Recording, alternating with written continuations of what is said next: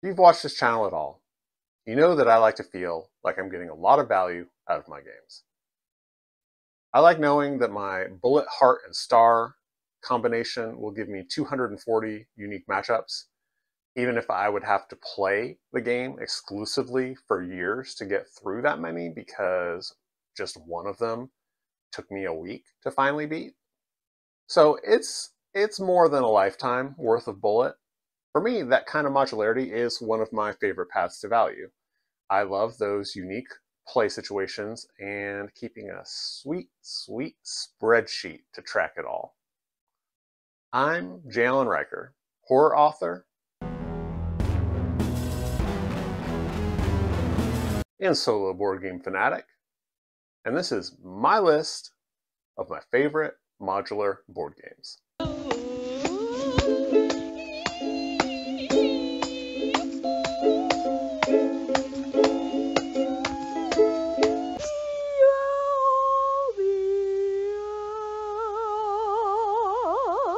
So first, I should probably explain something because I'm guessing that some of you are probably confused, thinking that you've already watched a video of my list of my favorite modular games. But those were specifically my favorite double value games, which is a category distinction that I made up as far as I know. Games where you can play all of the player characters also as opponents, giving you exponential fun. These are my favorite modular games in a normal style, where you would pick your player characters, you pick your scenario, maybe you pick the villain, maybe you pick some other things, I don't know. And I probably should have done that video first to be less confusing. Usually it's better to go from general to specific, but here we are. So some of those double value modular games in that video would definitely have made this list if they weren't already included in that one. So be sure to check out that video. I'm going to put a link for it in the description and probably a card for it up at the end of the video, if I remember. And you consider subscribing too if you haven't. First up is a game that has never made any list before, and which you'd probably find that a little bit strange. My number 5 favorite modular game is Final Girl. So with Final Girl, I have all of Season 2, the one box that really interested me out of Season 1, and I see myself picking up at least a few Season 3. I didn't back Season 3 because I already got the general game deluxeifications from Season 2, and I saw that I could get the Season 3 stuff that I wanted more cheaply from retail. But this is a very good game. It's so many people's number 1 solo game of all time that I probably don't have to tell you that. I'm a horror author and screenwriter, and so my favorite thing about Final Girl is that it really simulates various horror movies and horror tropes just so incredibly well. With every box, they create new mechanics for each location that make it feel like a stereotypical horror site and make every spot feel very different, including their own thematic items and events. And then every creature is even more differentiated, probably, with new mechanisms. And then many of the Final Girls are pretty reminiscent of some famous Scream Queens, and also have different powers that make a huge difference at the end of the game once you finally unlocked it, just in time because the big bad has also unlocked their full terrifying powers. And that's why Final Girl made this video. Combine all 3 of those things and you've got some serious replay value. For example, Hans is your basic Jason Voorhees type, and he fits right in over at Camp Happy Trails. But plop him down in the USS Conrad location, and you've got Jason X, a slasher in space, and one of my favorites of the series. The intruders from A Knock at the Door have their victims isolated over at Wingard Cottage, but they can also hunt their victims across the suburban landscape. If you're having a ton of trouble with any given baddie, match them up against a Final Girl who has an ability that neutralizes their strengths. That points to one of the things I find the most fun about modular games. Of course, you get better at almost all games, any that aren't purely luck-driven, the more that you learn them. But there's something that makes me feel particularly clever about knocking a tough boss down after a few defeats by using my knowledge of the game to identify an advantageous matchup. In Marvel United, Vulture is a nightmare, knocking all of your heroes across the board every time you get close. But that won't help him against the Punisher and Howard the Duck.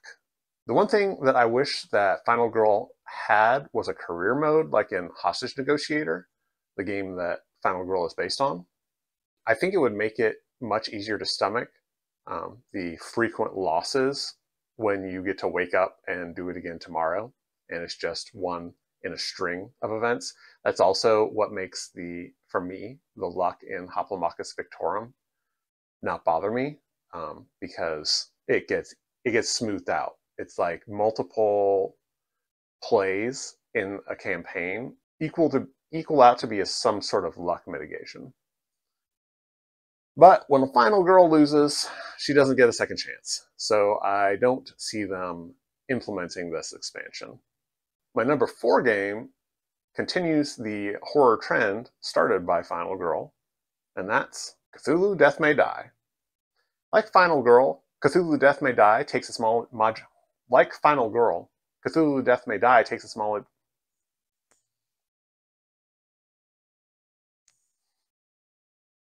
Like Final Girl, Cthulhu Death May Die takes its modularity to the next level by allowing you to choose not only your monster and your investigators separately, but then also the adventure, which each have very different mechanisms and a different puzzle to solve.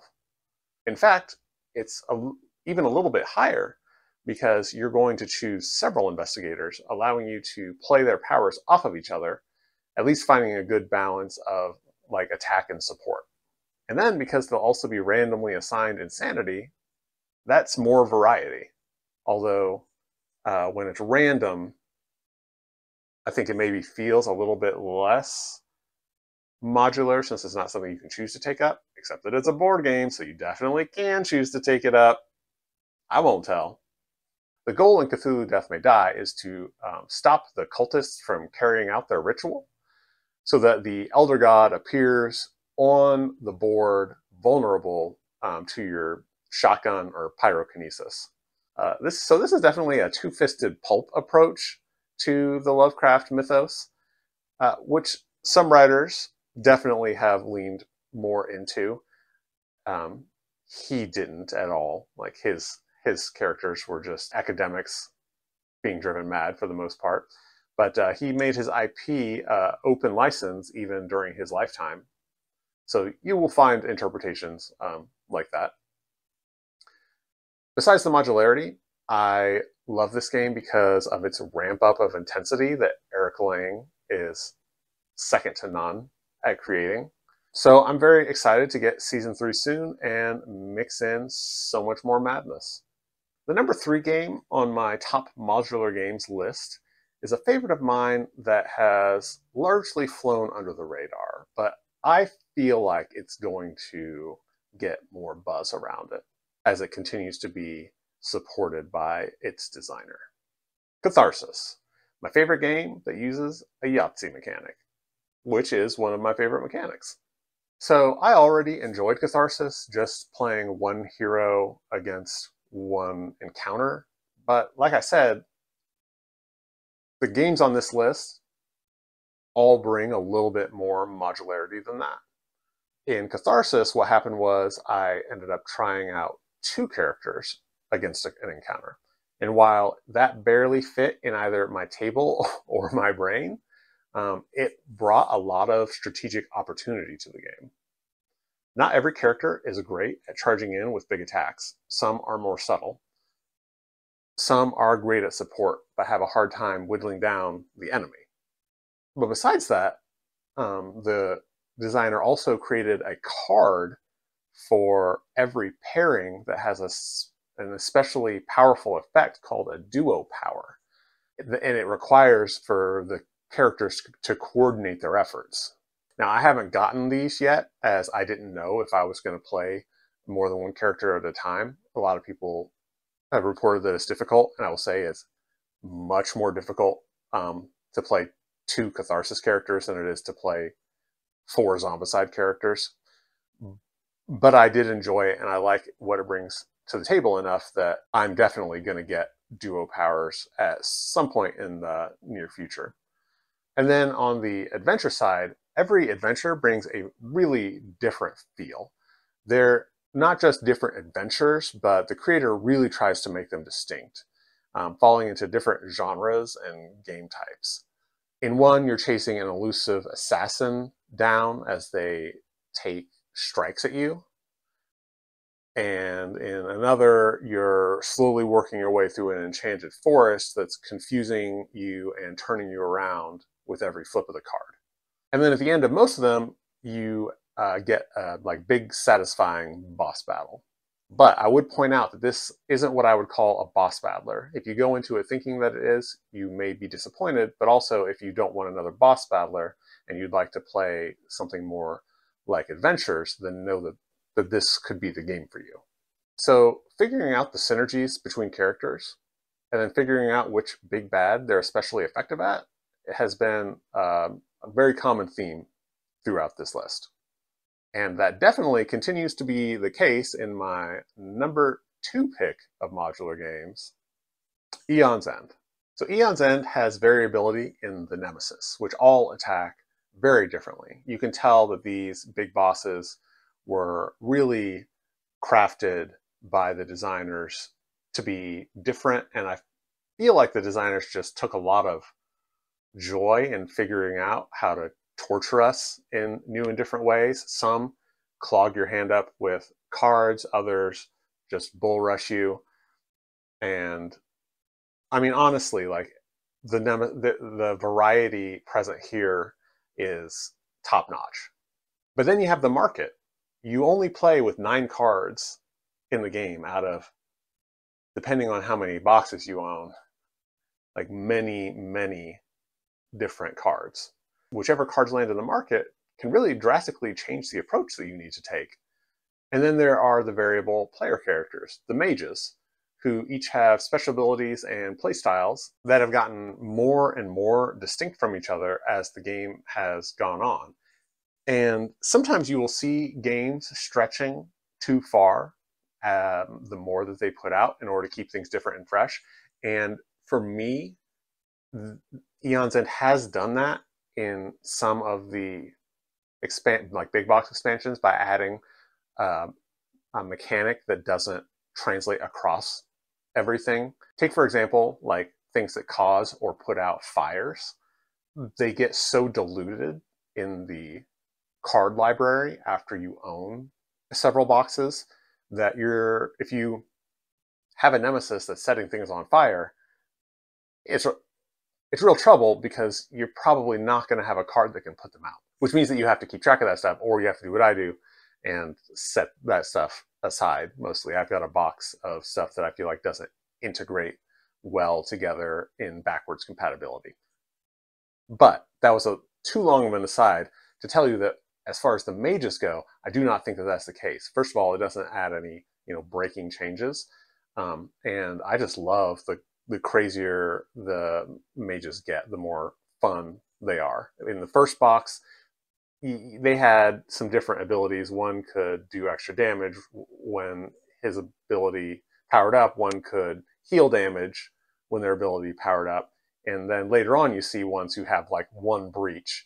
You have ones who can actually cast spells from their hands. You have one who can use the very common opening spark cards to special effect. Anyway, that's a great source of variability, and I really have appreciated their ingenuity in that. So you might choose one who can heal to pair with one who can attack relentlessly. And you might choose one who can power up breaches to cast spells from, like making them do, like, say, extra damage. And you might take that and pair that person with someone who can attack relentlessly. You probably always want to play somebody who can play aggressively, because some of these nemeses are really tough, really obnoxiously tough. And if I lose I immediately start the game over, choosing some good cards to mix in with the random market cards that I know are going to work well against the Nemesis, or picking some mages whose abilities I feel will be a good matchup, or both, because I'm not too proud to load for bear. And that brings us to my number one modular game, which you may have guessed by now by its absence on the list, because it's appeared in several other lists, and so it's just well known to be one of my favorite games. It's also very common, and I don't feel like I'm particularly sharing anything with you guys by mentioning it, but it is what it is. It is a great game and a great, extremely modular game. And that is Marvel Champions. So as a rare soloable deck construction game, it literally doesn't get more modular than Marvel Champions, because you can choose each and every card that goes in your deck. But let's say that that's unfair, and let's ignore that. There are 4 types of decks, or aspects: aggression, protection, leadership, and justice. These all play very differently and require very different strategies. So you pair those 4 deck types with the deck of your hero. And most of these hero decks, FFG has created new mechanics, and so you have to learn to play them, because they play usually very differently with different strengths and weaknesses, and also to better or worse effect when paired with certain aspects. And then you take that hero and you match it against a villain, which once again, FFG have created new mechanisms that drive their scenarios, causing you just constant misery with every revealed card, but in such delightfully different ways. Honestly, like this and Eon's End are some of the ones where you feel like the most dread flipping over the enemy deck to see what's going to happen to you next. Well, and then you bulk up that villain deck with modular encounter cards, because, of course, when there's a major villain causing a catastrophe, there are going to be other smaller events happening in the chaos that you're going to need to handle as well. What that means is that each time I buy a hero pack, usually waiting until I find them on sale for $10, it feels like I've bought an entire new game, because I want to run it through all 30 scenarios that I own, and I'm going to be trying it with different aspects to test out how the hero plays in different styles. In fact, I think that in one comment here that I read that someone kept a spreadsheet of playing each hero against each scenario in each of the 4 aspect types, and that's next level. When you have to like do a join table on your spreadsheet, yeah, that's value. Feeling like you've gotten a new super high quality game that you already know that you're going to love for $10.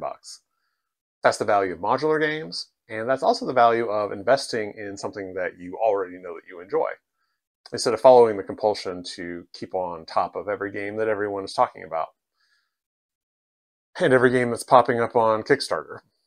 But it does have its own counterproductive compulsion in a game that's as big as Marvel Champions, is that that whole value proposition can very easily go off the rails if you feel the need to buy everything that comes out and buy it immediately, and so at full price. Personally, I'm taking a bit of a Champions buying break until they get through the run of Mutants, which I heard is taking extra long. I heard because there may be some licensing issues with the Mutants, so they're just trying to get as many of them out as they can. I don't like mutant comics, and I do play this game as a comic book fan. I know that a lot of you don't have that problem, and that's cool. But I am open-minded enough that I do own 2 of the Mutant big box expansions and a couple of extra hero packs. But for me, that's enough. I'm waiting until they move on. Hopefully, I want to see some Fantastic Four, and I want to see some of the street level heroes, you know. So those are my favorite modular games. What are yours?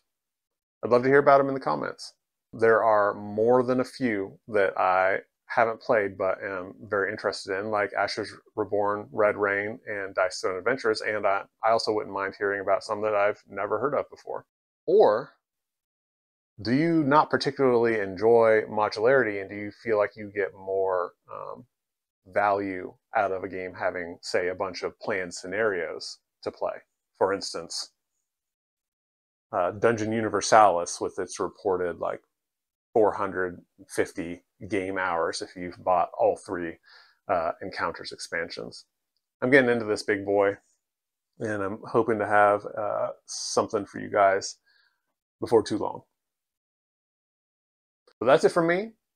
Have a great rest of your day and keep playing solo.